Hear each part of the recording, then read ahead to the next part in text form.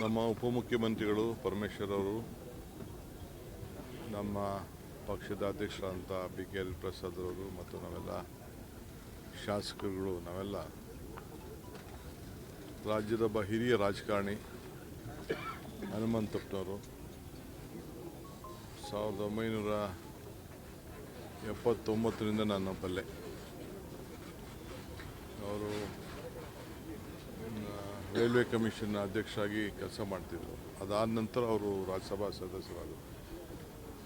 ವಿದ್ಯಾರ್ಥಿ ನಾಯಕನಾಗಿದ್ದೆ. ಆಗ ಪಕ್ಕದ ರೂಮಲ್ಲೇ ನಾವು ಬೆಳೆದಂಥವ್ರು. ಅವರು ರಾಜಗೋಪಾಲು, ನಾವೆಲ್ಲ. ಸೊ ಆಗ ಜಾಫರ್ ಶರೀಫ್ ಕೂಡ ನಮ್ಮ ಜಿಲ್ಲೆಯಿಂದ ಆಗ ರಾಜಕಾರಣವನ್ನು ಮಾಡ್ತಿದ್ದರು. ಅವರ ಜೊತೆಯಲ್ಲಿ ಇವರು ಭಾಳ ದೊಡ್ಡ ಅನ್ಯಾಯಿಯಾಗಿ ಎಲ್ಲ ಸಂದರ್ಭದಲ್ಲೂ ಕೂಡ ಎಲ್ಲ ವರ್ಗದ ಜನರ ಬಗ್ಗೆ ಅಪಾರವಾದಂಥ ಪ್ರೀತಿ ವಿಶ್ವಾಸ ಇಟ್ಕೊಂಡು ಬೆಳೆಸಿದರು.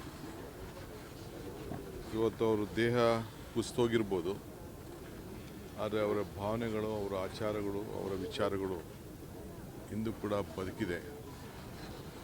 ಸೊ ಕಾಂಗ್ರೆಸ್ ಪಕ್ಷದ ಸಂಸದೀಯ ಪಕ್ಷದ ಕಾರ್ಯದರ್ಶಿಯಾಗಿ ಕೂಡ ಅವರು ಸೇವೆಯನ್ನು ಮಾಡಿದ್ದಾರೆ.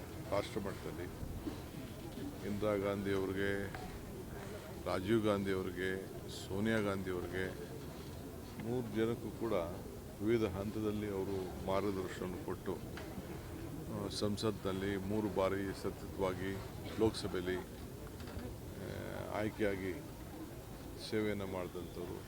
ಇಲ್ಲೂ ಕೂಡ ಚಿತ್ರದುರ್ಗದ ಅನೇಕ ಯೋಜನೆಗಳಿಗೆ, ಕೃಷಿ ಯೋಜನೆಗಳಿಗೆ, ನೀರಾವರಿ ಯೋಜನೆಗಳಿಗೆ ಭಾಳ ದೊಡ್ಡ ಹೋರಾಟವನ್ನು ಕಟ್ಕೊಂಡು ಬಂದು ಅನೇಕ ಸಂಸದೀಯ ವ್ಯವಸ್ಥೆಯಲ್ಲಿ ಬೇಕಾದಷ್ಟು ಬದಲಾವಣೆ ತಂದಂಥ ಸಂದರ್ಭದಲ್ಲಿ ಭಾಳ ಮುನ್ಸೂಚನೆಯಲ್ಲಿ ಅವರು ಸಲಹೆಯನ್ನು ಕೊಟ್ಕೊಂಡು ಬರ್ತಾಯಿದ್ರು.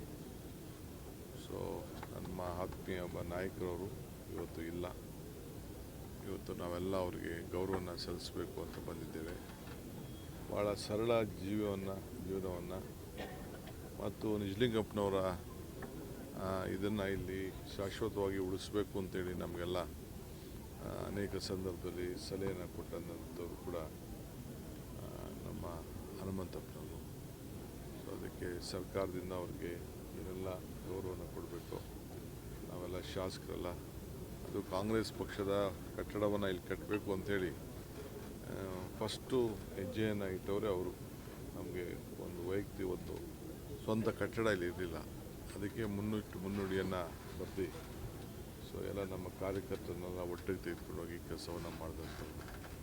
ಸೊ ಅವ್ರ ಆತ್ಮಕ್ಕೆ ಶಾಂತಿ ಸಿಗಲಿ.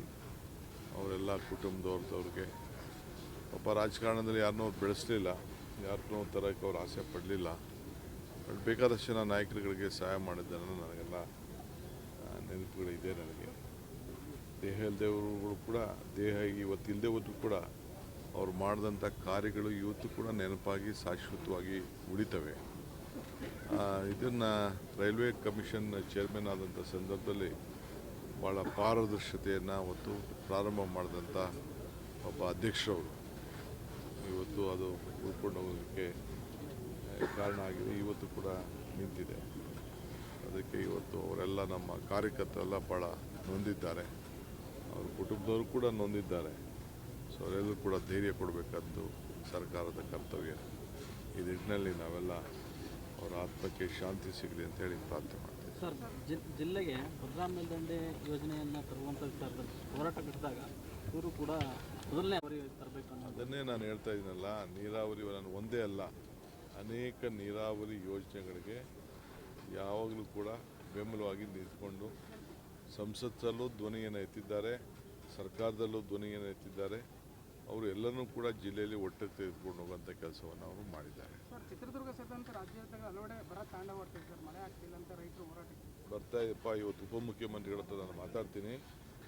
ನಾವು ಬೆಂಗಳೂರು ಡಿವಿಷನ್ ಮೀಟಿಂಗ್ನ ಮಾಡಬೇಕು ಅನ್ನೋದಿದೆ. ಇವತ್ತು ನಾನು ಡೆಪ್ಟಿ CM ಹತ್ರ ಮಾತಾಡಿ ಎಲ್ಲದನ್ನು ಮಾಡಬೇಕು ಅಂತೇಳಿ ನಾನು ತೀರ್ಮಾನವನ್ನು ಮಾಡ್ತೀನಿ. ಸರ್, ಬರ ನಿರ್ವಹಣೆಗೆ 5 ಕೋಟಿ ರೈತರು ಅಧಿಕಾರಿಗಳನ್ನ ಗಲಾಟೆ